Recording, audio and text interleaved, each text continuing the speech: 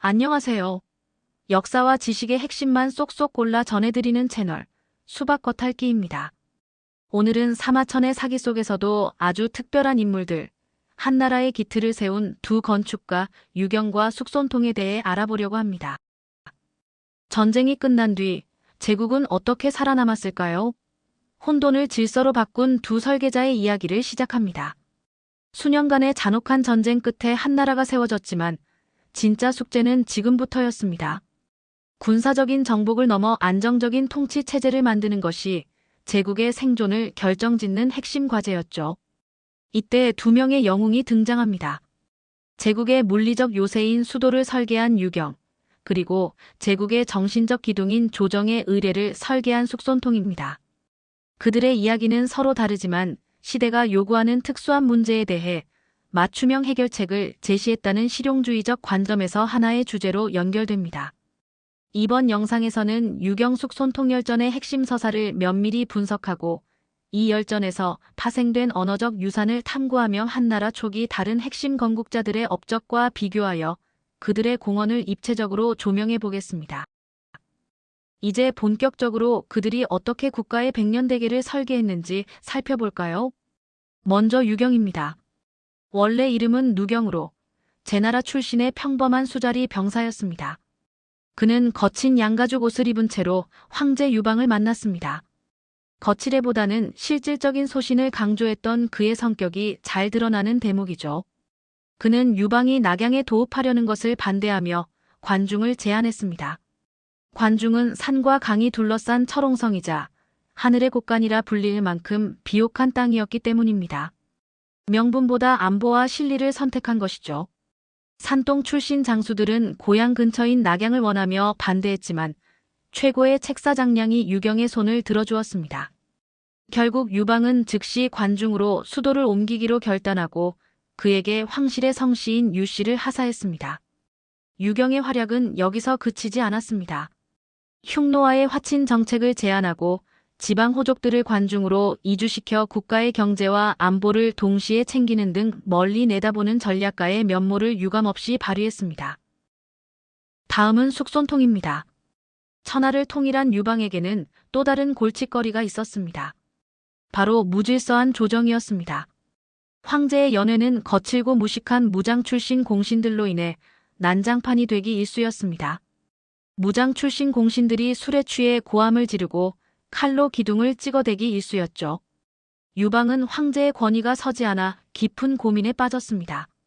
그는 유생들은 전쟁터에서 공을 세우기는 어렵지만 나라가 창업된 뒤 어떻게 나라의 질서와 예법을 만들고 지킬 것인가라는 점에 그 쓸모가 있는 것입니다라고 말하며 예를 질서와 위계를 확립하는 실용적인 통치 도구로 제시했습니다. 하지만 그는 고리타분한 학자가 아니었습니다. 유방은 어렵고 복잡해서 지킬 수 없는 것이 아닌 실용적으로 만들라고 특별히 당부했는데 이는 신생 왕조 지도부의 현실적인 성격을 반영하는 것이었습니다.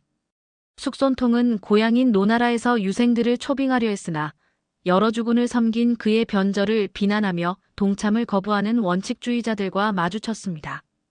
이에 숙손통은 그들을 시대의 변화를 알지 못하는 고루한 선비들이라 일축하며 자신의 길을 갔습니다. 그는 고대의 예법과 진나라의 황실의식을 절충하여 최대의 효과를 내면서도 이해하기 쉬운 새로운 혼합형 의례를 창안했습니다. 첫 조의 날 공신과 문무백관이 품기에 따라 정렬하고 장엄한 음악이 흐르는 가운데 황제가 등장했습니다.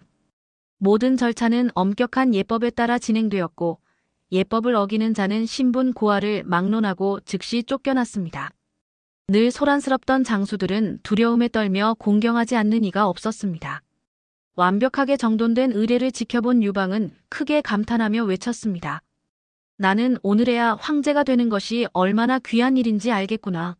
숙손통은 이를 통해 유교 예법을 국가체제의 핵심으로 안착시켰습니다. 이들의 이야기는 오늘날 우리가 쓰는 고사성어에도 고스란히 남아있습니다. 먼저 간뇌도지입니다. 유경이 전쟁의 참혹함을 묘사하며 백성의 간과 뇌가 땅에 흩뿌려졌다고 말한 데서 유래했습니다. 원래는 전쟁의 비극을 고발하는 말이었지만 오늘날에는 주군을 위해 목숨을 바치는 충성을 의미하게 되었죠.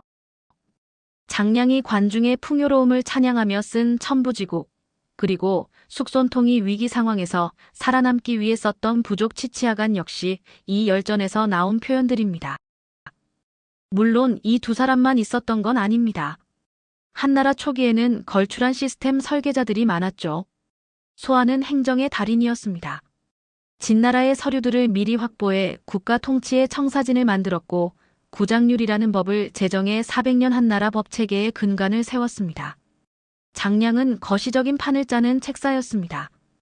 유경처럼 미천한 신분의 조언자에게 정치적 무게감을 실어주어 국가의 중대한 결정을 이끌어낸 숨은 주역이기도 합니다. 결국 한나라는 소아의 행정, 장량의 전략, 유경의 지리적 설계, 숙손통의 이념적 소프트웨어가 결합하여 만들어진 거대한 집단 지성의 결과물이었습니다. 사마천은 이 인물들을 통해 우리에게 어떤 메시지를 던지고 싶었을까요? 첫째는 능력주의입니다. 지혜는 신분에 얽매이지 않는다는 것을 유경을 통해 보여주었죠. 둘째는 군주의 안목입니다. 미천한 이의 말이라도 경청했던 유방의 자세를 높이 평가했습니다. 숙손통에 대해서는 더욱 특별한 평가를 내립니다. 원칙주의자들은 그를 기회주의자라 비판했지만 사마천은 노자의 말을 인용해 참으로 고든 길은 굽어 보인다고 했습니다. 숙손통에 유연함이 없었다면 유학은 제도의 문턱을 넘지 못했을 것입니다.